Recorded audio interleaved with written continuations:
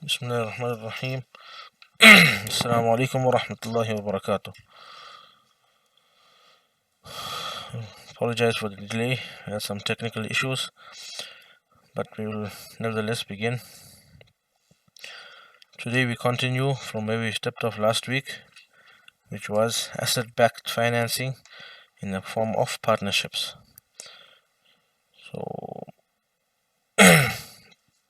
anything that we didn't understand from last week, or we have any issues, we can always drop a question at Al-Burhan to any of the email addresses at Al-Burhan, and we will try and assist accordingly.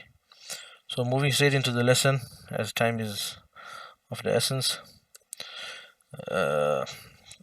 Last week we spoke about mudaraba, and we spoke about a musharaka, and then we went into a mudaraba within a mudaraba. Mudaraba, just very quickly for those of us who are joining for the first time, a mudaraba is a partnership where one person invests capital and the other person does all the work. He doesn't invest any capital. The person investing the capital doesn't do any work, and the person that's doing the work doesn't invest any capital. So this week, and secondly, a musharaka is that partnership where both partners or all the partners are investing capital. So whoever's doing the work, it doesn't matter. Some can do the work, some won't necessarily have to do the work, but if all partners are investing capital, it's a musharaka, whereas if one partner is not investing capital, then it will be a mudaraba, equivalent to a silent partner. So this example, or this week, we're doing where a partnership starts off as a mudaraba and then it moves into a musharaka. So fundamentally what this means, in a mudaraba, if one partner wishes to contribute capital to the business after taking his profit or before taking his profit, he may do so. So this means that a mudaraba was conducted, one partner invested capital and the other partner either started doing business and made some profit. He can either end the mudaraba by taking his profit and then reinvest his profit into the business. Then it will become a musharaka where he is now investing into the business. Or if he had his own profits without ending the mudaraba that is currently in play or currently existing between the two partners, without taking his profit, without ending this mudaraba, he can from his own capital choose to also invest into this partnership, and it will then be it won't have to be a termination of the mudaraba. It can be a mudaraba within a musharaka. So fundamentally this can occur. However, the combination of the mudaraba and musharaka will apply. The profit share ratio of each partnership will apply individually. So you'll have a separate profit share ratio, example 50-50 for the mudaraba, and a separate allocation. It can be the same, it can also be 50-50, for example. However, it also can be different from the mudaraba, and both partnerships will occur individually at their own stipulated rate. So very quickly, an example of a mudaraba in a musharaka combination. So person A gives person B 100,000 Rand to invest at a rate of 50-50 split ratio of the profit. That means person A will get 50% of the profit and person B will get 50% of the profit. The investor is person A and person B is the one doing the work. So they share the profits 50-50. Person B, in this case, on account of him, we'll find out later, sourcing a car for 200,000 Rand. Person B, because he only has 100,000 Rand from person A, he puts 100,000 Rand from his own money and he buys a car for 200,000 Rand. So now this car is partly owned by this mudaraba and partly owned by person B, 50-50 split. Person B then sells this car for 300,000 Rand. So what will happen in this case? What would be the profit share ratio? How much would each partner get? So very simply, in this example, the profit share will be 50,000 Rand for each partnership. That means 50,000 Rand because of the initial capital being 50% of the investment, That is, person A gave 100,000 Rand and the car was purchased for 200,000 Rand. So that share capital was 50%, and therefore 50,000 Rand. The profit made on this 100,000 Rand initially was 50,000 Rand. So for each partnership, the Mudaraba made 50,000 Rand, and the Musharaka also made 50,000 Rand. So the Mudaraba will be a 50-50 split, and the Musharaka will also have a 50-50 split. Now the workings of this, if you look, person A in the end will receive a total of 25,000 Rand, and person B will receive 75,000 Rand. Because person A only receives his share of profit from his share of the investment. His share of the investment was 100,000 Rand, and that 100,000 Rand earned 50,000 Rand profit, because the total was 100,000 Rand profit, but half of that was going to the Mudaraba. And then, because of, if you see on the first line, it was a 50-50 split of that Mudaraba. So 50,000 Rand, 50-50 split, person A gets 25,000 Rand. Person B, from his Musharaka, from his own money, he invested 100,000 Rand secondly.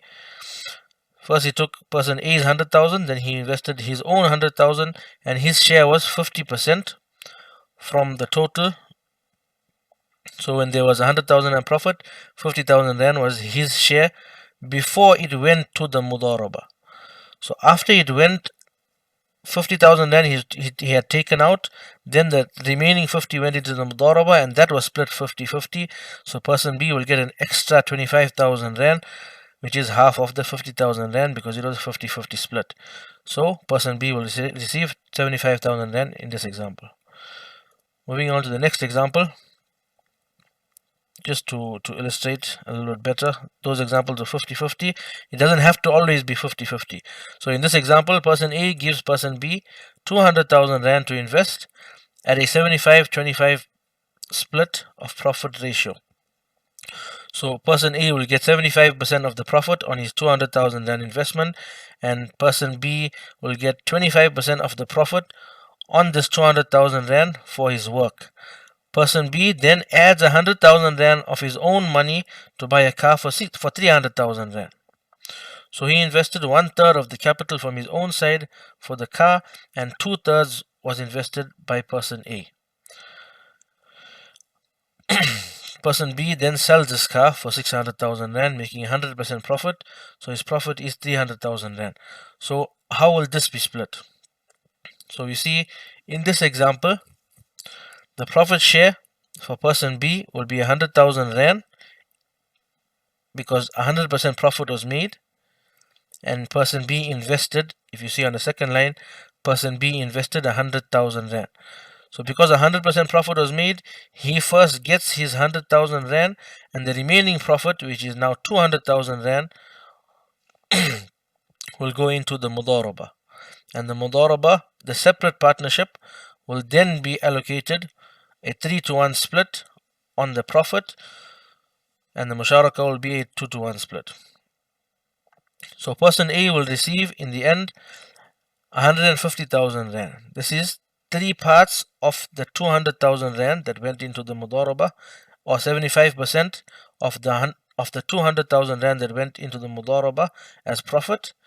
And person B, from this share of the 200,000 Rand that went into the Mudaraba, will receive an additional 50,000 Rand, or 1 part of the Mudaraba when it's divided into 4, or 25% of the Mudaraba, all equivalent to the same thing, but he'll receive a 50,000 Rand share additional to his initial 100,000 Rand that was allocated to him. So his total revenue will be, in this example, even though it was a 75-25% split, and person B invested less money than person A, in the end, in this example, they both end up with the same amount of money. Person A receives 150,000 Rand as profit. Person B receives 150,000 Rand as profit. In this example, it also is very important to remember that person A will also receive his capital back. The 200,000 Rand that person A invested, he'll get that back, plus 150,000 Rand as profit. And person B will get only his 150,000 Rand as profit. So just to illustrate how the workings of this is found, person A invests his capital and person B does the work. Person B then invests more capital, so we have the mudaraba which is formed, and person A's share will come from this mudaraba. Then a musharaka is formed because person B invests his money and a bigger partnership is formed. So from the musharaka first, person B's share will be taken out and the mudaraba will be within that, it will be a smaller partnership. And then within this mudaraba, also within the musharaka, but person A's share will come out from this further reduced amount, which is the mudaraba. So in this mudaraba, there will be person A's share which is coming out from there. So part of the mudaraba will go to person B, part of the musharaka will go to person B, but person A's share will only come from that mudaraba after all the other allocations have been made. This also, just for illustration, doesn't mean that person A's share will always be smaller. It could be a very small portion, maybe 10%, 90% split for the musharaka, and again 10%, 90% split in the mudaraba. So person A's share can be a bigger share than person B's share. It doesn't mean it'll always be smaller. The partnership may have been bigger, and that's why person A's share will be bigger, but person A's share will always only come out from the mudaraba, which is within the musharaka, and person B's share will be taken out from the musharaka and then the mudaraba. So a mudaraba with another mudaraba. This is an example of a mudaraba which is within a musharaka, or a musharaka which is in a mudaraba. This is an example of a mudaraba with another mudaraba. So example, very quickly, person A gives person B 500,000 rand as a mudaraba on a 50-50 profit share ratio. Person C also gives person B 500,000 rand as a mudaraba, but he has a different ratio. So this also is permissible in Islam. You can have different ratios for different people, and you can combine many people giving one person funds to do a mudaraba where he doesn't have any of the liability so long as he follows the orders given to him, as discussed in previous lessons. But all the partners can have different negotiated share ratios within the profit, even though only one item is purchased and sold, or even though all their profit, all their wealth is mixed together, and they have the ownership of the items of all the transactions will be using everybody's money, but they can have separately allocated profit share ratios. So in this example, very quickly again, person B gives 500,000 rand as a mudaraba to be shared 50-50 between person A and person B, and person C also gives person B another 500,000 rand also as a mudaraba to be shared at a 90-10 profit share ratio. That means person A will get 90, person B will get 10% of the profit in those transactions. Thereafter, person B buys a flat which costs 750,000 rand. So remember, half of this money, because each person A and person B gave the same amount of money, they gave it together, he mixed it, so there was 1 million rand. 750,000 rand, it basically means 375,000 rand of person A's money was used, and 375,000 rand of person B's money was used. Together, it comes to a value of 750,000 rand. However, all of the money will be calculated from all of their total money together. It won't be that you use first person A's money or first person B's money unless you stipulate it. But if it's not stipulated, if it's all mixed together, equally they will own this flat. Thereafter, person B spends 250,000 rand, the remaining money, on renovations for this flat. So all of the money is used on the flat. The renovations is also considered to be costs for this particular venture. So the total cost so far is sitting at 1 million rand. So person A and person C are fully invested in this flat. Person B sells this flat for 1.3 million rand. However, the transfer duty, the levy, the maintenance for the flat until the sale was concluded was a further 100,000 rand. So effectively, despite the sale being for 1.3, just to reiterate that the costs will be calculated not at the time of sale, after all costs of this particular venture have been allocated, the profit will be determined. So effectively the value received for the sale of the flat was 1.2 million rand. In essence, normally we describe it as the sale going to be distributed. However, the mudarib can claim for any costs, but any claim that is made will be effectively given to him. If he chooses not to claim for it, then that's his own business. But if he does make the claim for any other further costs, example transfer duty, levy, maintenance, etc., for the flat, these will be allocated and taken off from the revenue prior to the profit share being distributed. So effectively the value of this house is 1.2 million rand. The cost was 1 million rand. So very quickly onto a slide to show us how the distribution will work. The 1.2 million rand will be for the mudaraba with person A will be 600,000 rand, and the mudaraba with person B will also be 600,000 rand. 100,000 rand of profit. If you look at the top, 100,000 rand of profit and 500,000 rand of capital, and also on the bottom the mudaraba with person B, 600,000 rand, 500,000 rand of capital, and 100,000 rand of that was effectively profit. Now person A, he gets back his capital of 500,000 rand, as that's what he invested, and he gets 50% of the profit, which is 50,000 rand. So his total receive is 550,000 rand. If you look at the bottom, person C,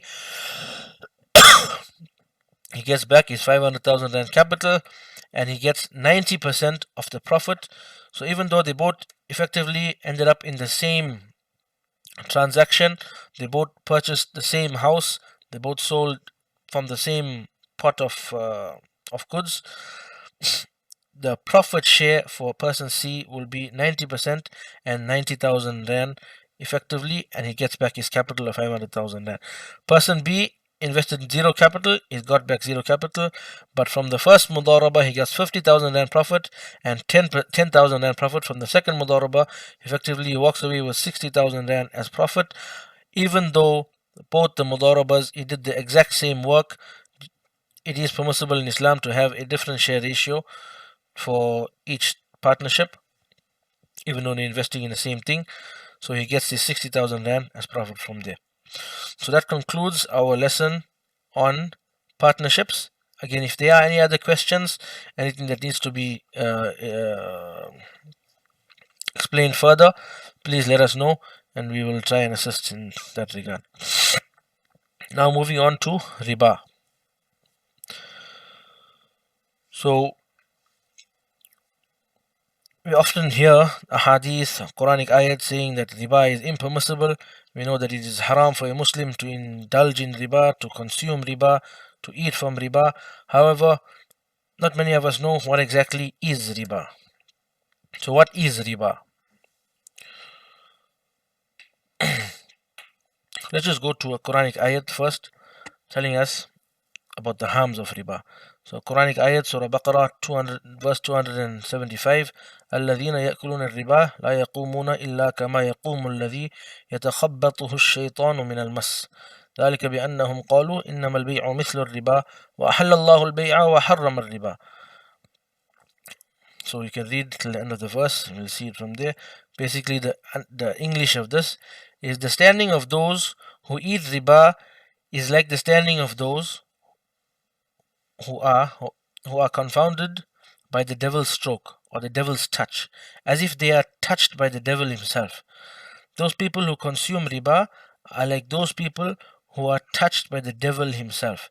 That is because many of them, when they trade, they say that buy or trade is just like riba. We can't really see a difference.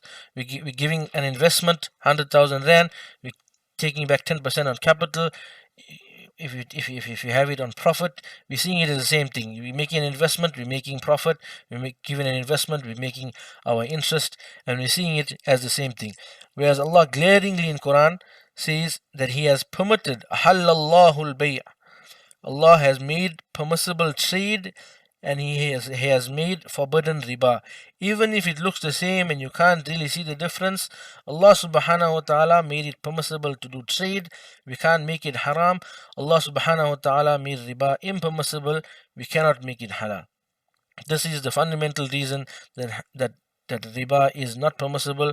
One of the last verses to be revealed to Rasulullah sallallahu alaihi wasallam is the verses that made riba impermissible.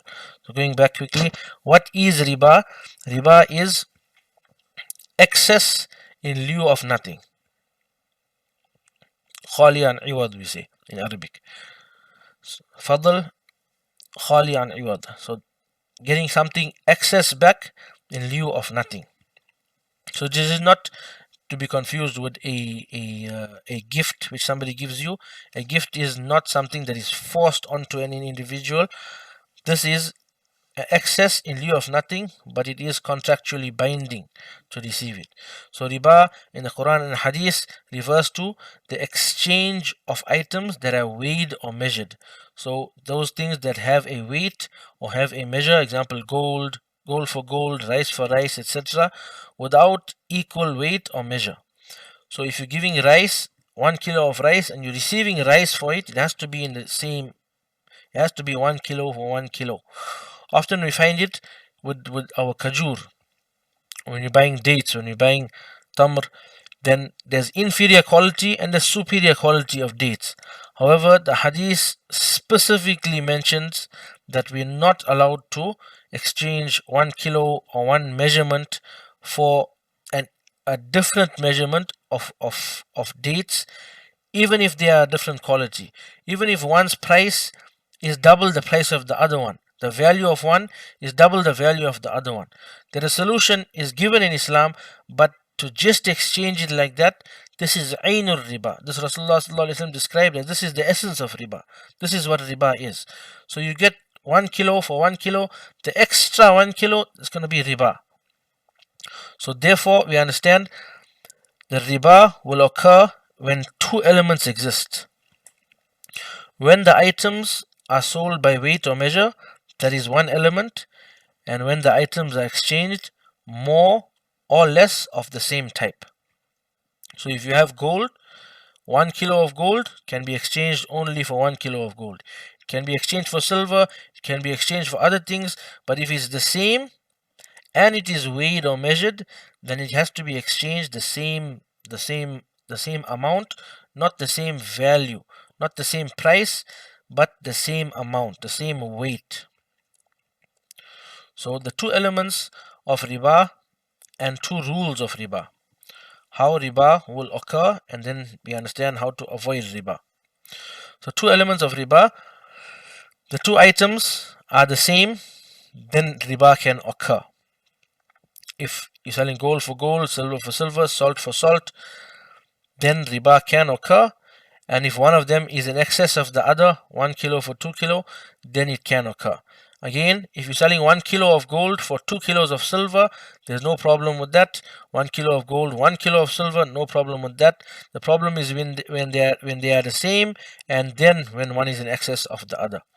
The rules of riba, the rules when trying to avoid riba is that the items that are weighed and measured, they must be exchanged hand to hand.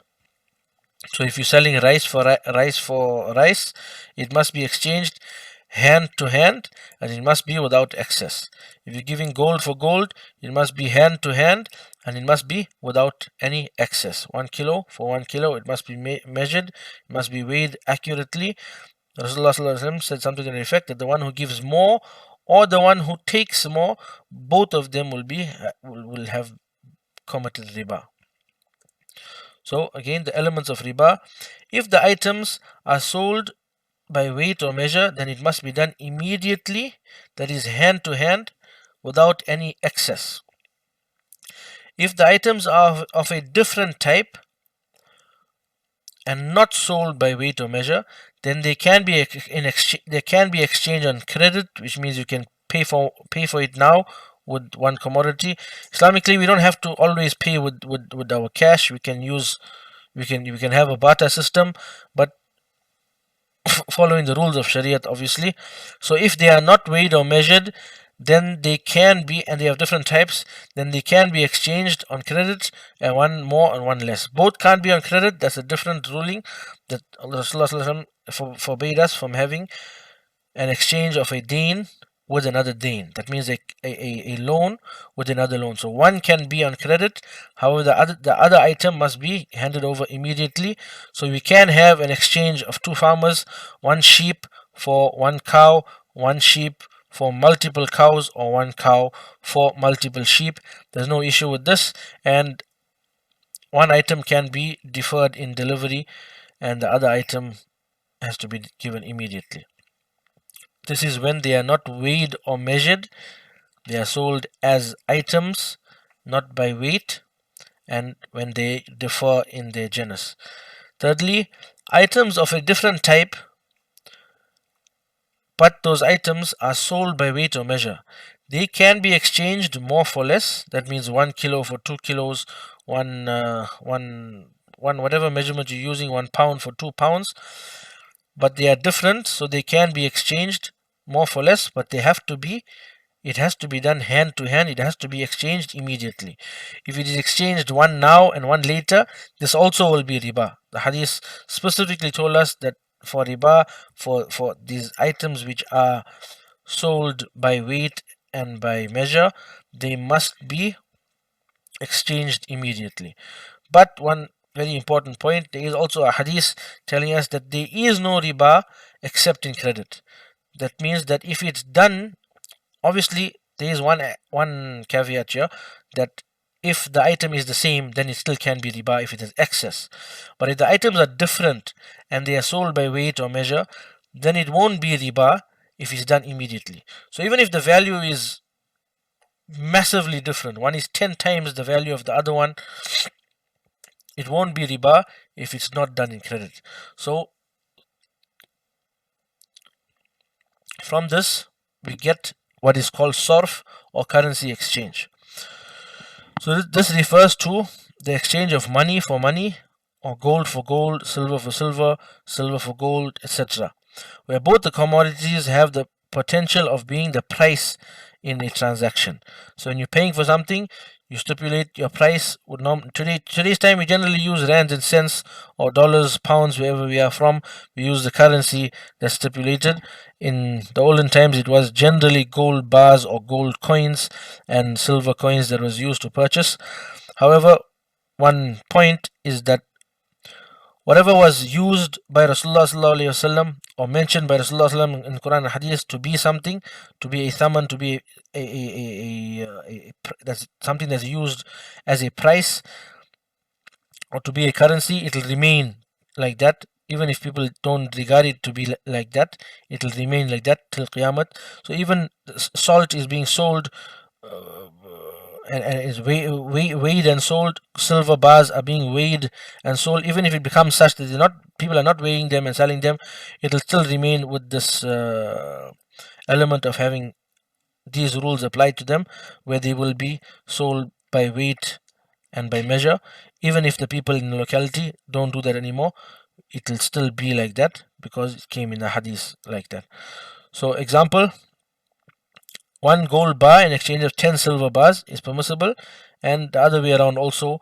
1 silver bar, which obviously has much less value than 10 gold bars, also is permissible. If somebody wanted to do that, they would be permitted to exchange it, and this cannot occur as riba if it is done immediately. It can only be riba when the two things are different and they are measured, if they are done with credit. It won't be possible to be riba if it is done immediately, hand to hand, in the same majlis. So a few rules of SARF. If they are of the same type, the two items being exchanged, and they are weighed and measured, then they must be exchanged in the same amount, in the same majlis. So one important point, we forgot to have it here, but if the item is not weighed or measured, then it can be exchanged more or less for one. So example, a person has 2 cars, they're not weighed or measured, and he wants to exchange it for one car of a higher value, this will be permissible to do. He can trade it in his 2 cars for one car of a higher value. We can understand this from the previous example with one cow in exchange of many sheep, or even one cow in exchange of many cows, because it's not sold by weight or measure, it's sold as an item, and more for less will be permissible. So again, the rules of SARF: if they are of the same type and it's weighed or measured, then they must be exchanged in equal amounts in the same majlis, that is hand to hand. So if you look at the corner, slightly was cut off here. A majlis in the context of SARF is a setting where a transaction takes place in which both parties are still present. So even if there is a slight delay in the transfer, example, I gave somebody something and 2 minutes later, without talking about something else, without changing the topic, without moving from that environment, he was still in the same place. We call this a majlis, a sitting, but such a majlis where the topic of discussion wasn't changed. So I gave him the gold bar, and 30 seconds later, 1 minute later, the topic hasn't changed. He handed over the silver to me, he handed over the gold to me. Obviously, it must be the same amount if it's the same commodity. If it's silver, it can be differing amounts. But he handed it over within the same majlis, within the same sitting or the same setting where the topic of discussion hasn't changed. Then that amount of time will be overlooked, and it will be equivalent to him having handed it over immediately, and there will be no element of riba, no element of interest in this.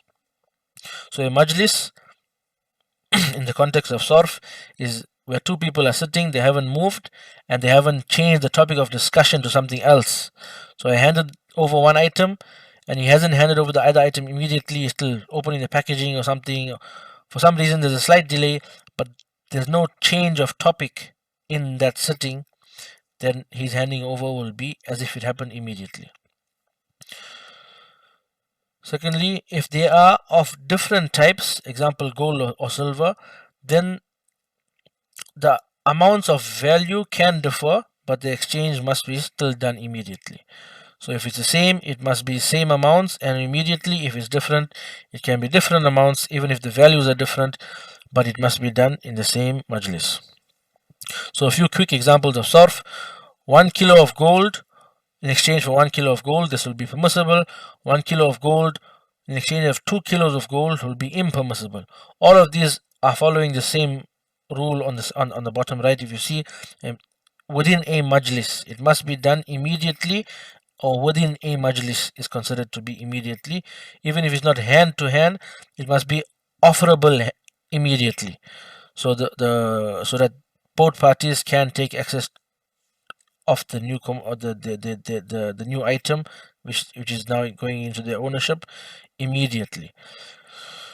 So all of these apply when it happens immediately. So 1 kilo of gold for 1 kilo of gold is permissible. 1 kilo of gold for 2 kilos of gold will be impermissible. That extra 1 kilo will be riba and interest. 1 kilo of gold for 1 kilo of silver is also permissible. 1 kilo of gold for 20 kilos of silver, this also will be permissible. And for a few contemporary examples, 100 rand for $1 is permissible. Doesn't matter what the exchange rate is going to be. $100 for 1 rand also is permissible. It doesn't matter about the exchange rate. 100 euros for $100, this also will be permissible, even though the values will differ. So very quickly, if a person exchanges 1 gold coin and 2 silver coins in exchange for 1 silver coin and 2 gold coins, will this be permissible?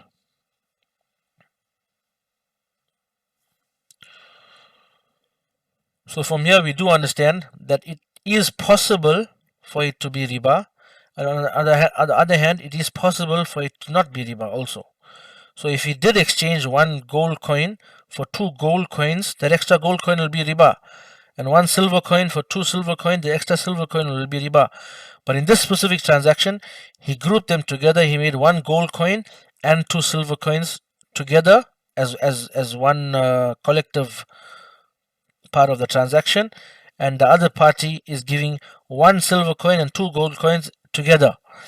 So this is where we apply a fundamental principle of fiqh, where we say a Muslim will always do what's right. If there's a possibility of doing it right and there's a possibility of the transaction being done wrong, we immediately, without question, even if there's no intention in the mind of a Muslim, it is categorically accepted that the Muslim will do it in the correct way. Even if he didn't intend it, even if he didn't know what he was trying to do, if there's a possibility of it being done right, it's categorically accepted that a Muslim will definitely have done it right had he known.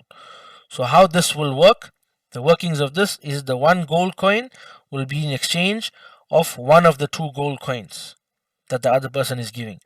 One silver coin, one of the silver coins that person A is giving will be in exchange of the silver coin that's coming from person B.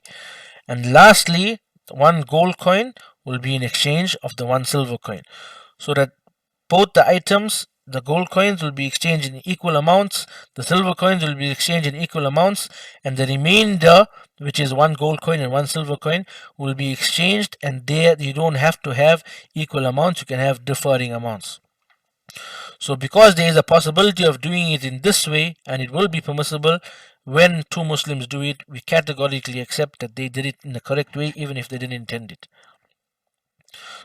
So a quick solution to, and we're almost at the end now, a very quick solution to examples where we find these SARF transactions happening. Often we find it in a jewelry store. When people are going, they take their respected family and they want to exchange their jewelry for other jewelry at the shop and then pay the difference. So is that going to be permissible? If it's just exchanged without giving correct weight and measure, it will be impermissible. However, if it's done with the same amount, the weight, it will be permissible. But the jewelry store obviously wants to make its profit. They're not going to charge you for the same weight, the same price. So the method to make it permissible, again, was given in the hadith to us by Rasulullah sallallahu alaihi wasallam. So we'll go into the example and then we'll give the hadith inshallah. When exchanging gold at a jewelry shop, the client must first sell the old jewelry at a fixed price to the jeweler. He'll take his money. And thereafter, when he has his money, a completely new transaction, he will buy the new jewelry from the jeweler. This may seem like a very simple solution, but if it's not done, the element of riba will still remain. If it is done, the element of riba, which Rasulullah warned us, can't be there anymore, will no longer be there. So if you purchase, if you sell your jewelry to the jeweler and thereafter use the same money immediately even to buy new jewelry, then you would effectively achieve what would have been impermissible. So you may have come there with 1 kilo of gold in jewelry, and then you sold it, and then you took the money and purchased half a kilo of gold because the jeweler's price is expensive. But you purchased then half a kilo of gold and you got the jewelry that you wanted, or you put in extra money from your own side and you got even more gold. This will also be permissible because it wasn't exchanged, the 1 kilo for that half kilo. You sold the 1 kilo, you took the money, and then you purchased the half a kilo of gold. So in this way, it wouldn't matter if the client initially had more gold and left the shop with more gold, or vice versa.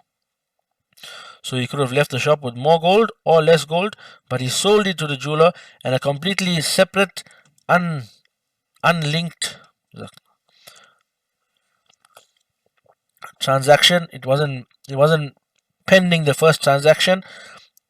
Both the jeweler could say after the first sale that he's not selling anymore this new jewelry to you. Also, the client, after selling the jewelry to the jeweler, could walk away and not purchase anything else. It wasn't a pending sale. It wasn't binding for him to then buy something else. It was two separate transactions, but they happen immediately. And even if you intended to purchase something later, it's absolutely fine, as shown to us from the hadith of Rasulullah sallallahu alaihi wasallam. So there's no issues with that. However, generally, when a lot of Muslims, when they go for Umrah, they go for Hajj, that's when they often change their jewelry. And if you see often the jewelers there, they know these masail, so they will offer to purchase for a certain price, and then they will exchange the jewelry for this amount of money prior to you leaving the shop. So you have to sell the jewelry and then use that money to purchase more jewelry if you intend to swap it. So a few ahadith regarding specifically riba. So if you look from the third line, Sufyan radiallahu an said that Umar radiallahu an heard the Messenger of Allah say, gold for silver is riba except if it's done on the spot. This is hand to hand. Wheat for wheat is riba except if it's done on the spot, exchanged on the spot, meaning hand to hand. Barley for barley is riba except if it's exchanged on the spot. And finally, dates for dates is riba except if it's exchanged on the spot. Another hadith of Rasulullah sallallahu alaihi wasallam. This is one where we see this element where we found in the jewelry shop. The solution given to us for that was given to us by Rasulullah sallallahu alaihi wasallam. So on one occasion, Bilal radiallahu an came and he brought a good quality date to Rasulullah sallallahu alaihi wasallam for him to purchase. And from this we understand that everybody makes mistakes. So if we did make a mistake, it's not a big deal. We just have to go and correct those mistakes once we find out. So this is Bilal radiallahu an, the muazzin of Rasulullah sallallahu alaihi wasallam, and he brought dates for Rasulullah sallallahu alaihi wasallam to consume. So Rasulullah asked him, from where have you brought these dates? So Bilal radiallahu anh said that he had some inferior quality dates and he exchanged them for 2 saws. Now a saw in that time was a measurement they were using, approximately about 1.6 kilos is for 1 saw, so 3.2 kilos roughly would have been 2 saws. It's just a measurement. It's like a container which they used at the time, and that measurement happened to be about 1.6 kilos, so we know roughly the measurement of what it would have been. But the point is, it was a measurement which was weighed.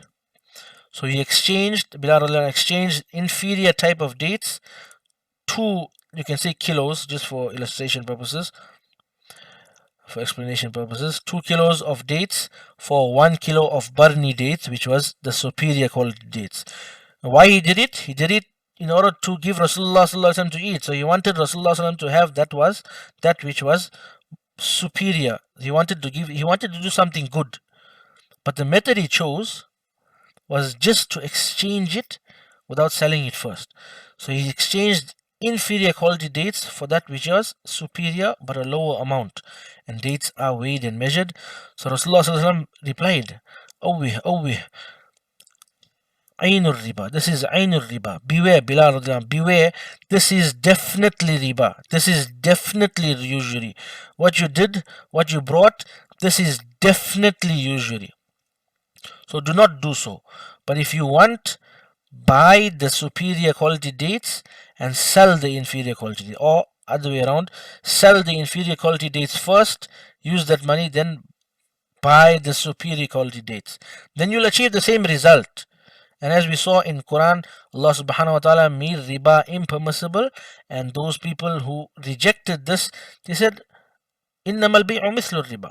Verily, for us it looks the same. Riba and bay looks the same. It doesn't look like there's much difference. It looks the same, so we're doing both.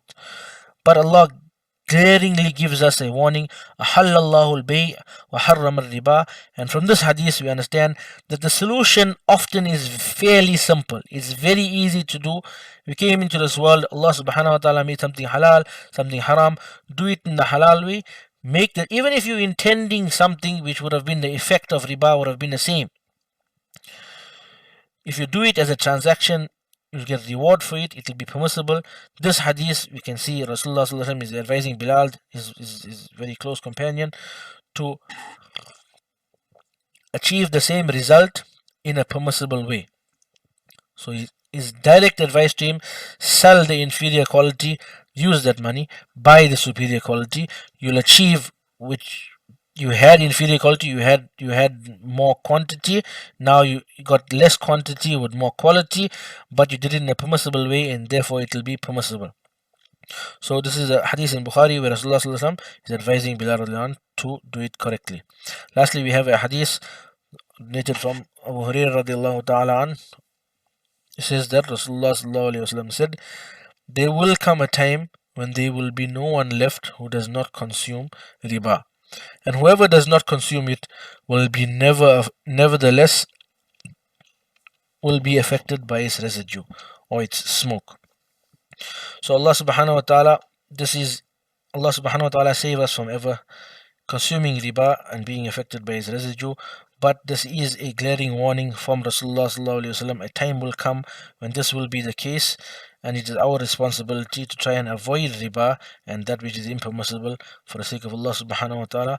Allah subhanahu wa ta'ala allow us and give us tawfiq to stay away from riba and save our progenies from riba till Qiyamah, and allow us to understand what riba is exactly so that we can avoid it and conduct our lives the way he wants us to conduct it, following the lifestyle of Rasulullah sallallahu alaihi wasallam.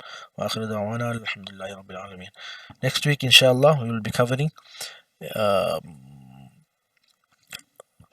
either leases, or we will be covering